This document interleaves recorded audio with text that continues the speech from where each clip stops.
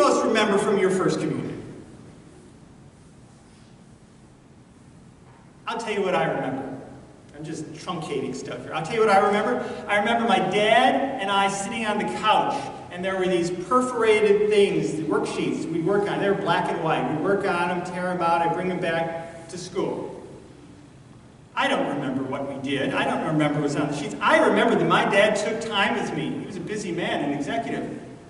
And his faith was, he went to church. It was my mom who was the driving force faith-wise. But Dad took the time on this. It wasn't Mom. And it made an impression on me. It said, what's going on here? Dad took the time to be on Sunday night on the couch with me doing this. So dads, whether you're here or not, moms, you can bring it back. Dads play a very important role in faith development. We find that, in a sense, mom's faith is sort of taken for granted by children. It's a given.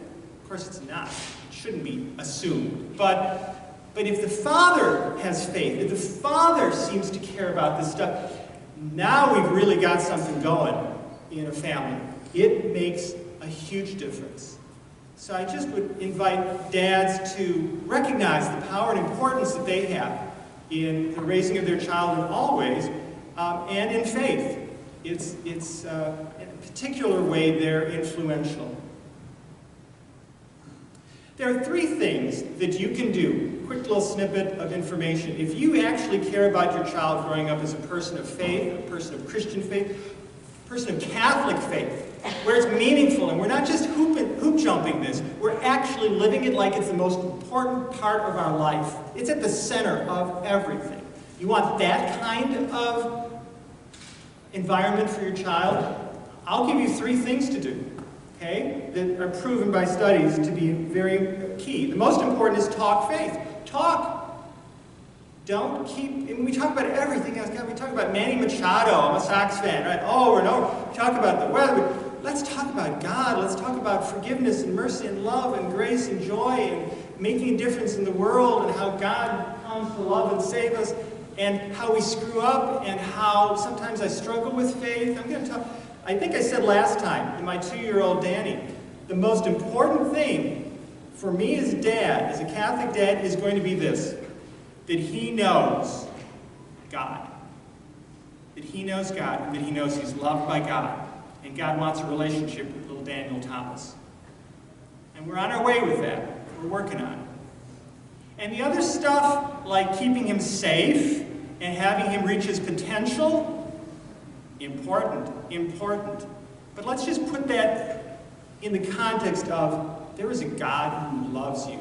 There's a God who made you out of love and is going to love you through this life and all the way home to heaven for eternity. The whole thing, Danny, is a love story, and it's beautiful. It's tough. Life is tough. This is going to be hard. Following a guy who gets crucified is no bed of roses. We might get crucified too, in many ways. Whether we believe in God or not, life is a bunch of crucifixions. But it's all experienced in a larger context, a greater context of meaning and purpose and love. And ultimately, life eternal.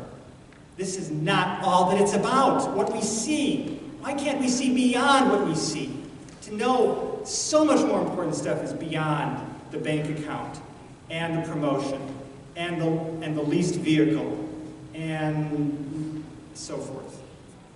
You know it, we know it, and yet we forget it. I think I said last time, I want you to do two things in terms of making faith real at home. The connecting faith, Catholic faith, at home. For reconciliation, it was what? Do you remember? Forgiveness. Practice forgiveness with one another.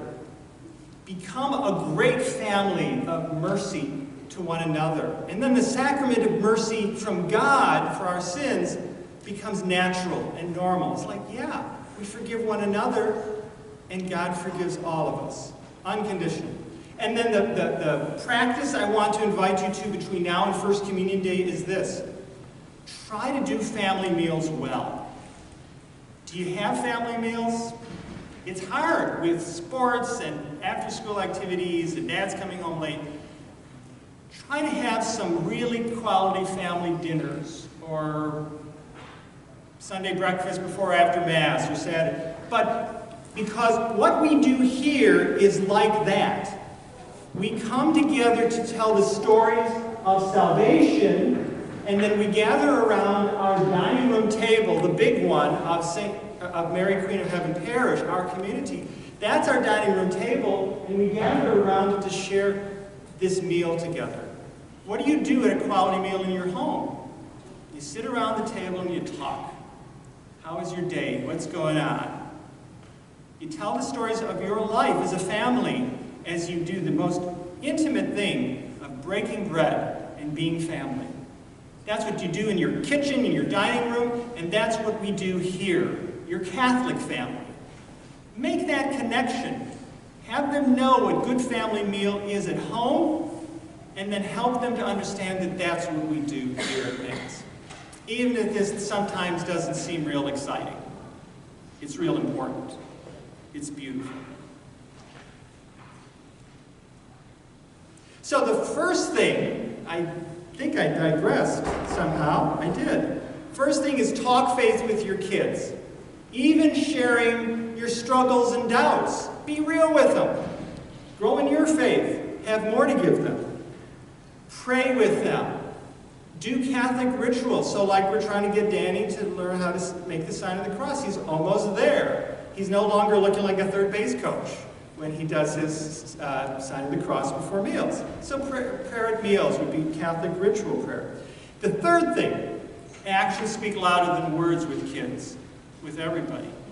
Be a family doing service of some sort. Be intentional. We're going to serve. There's an elderly neighbor down the street who needs meals brought or leaves raked or something. And do it not because you're nice people, but do it because you're Catholic. Do it because you believe in God and the whole big story of Catholic faith, and because out of that love God has for us, we want to love others in the name of God. Talk faith, pray, and be people of service. We're going to serve and not be served. Those are the three most powerful actions you can take to raise children in faith. And you're probably thinking, all right, let's see, how are we doing on the first one, the second? Just raise your game. Can you try to raise your game as we prepare for First Communion? Just raise your game a little bit.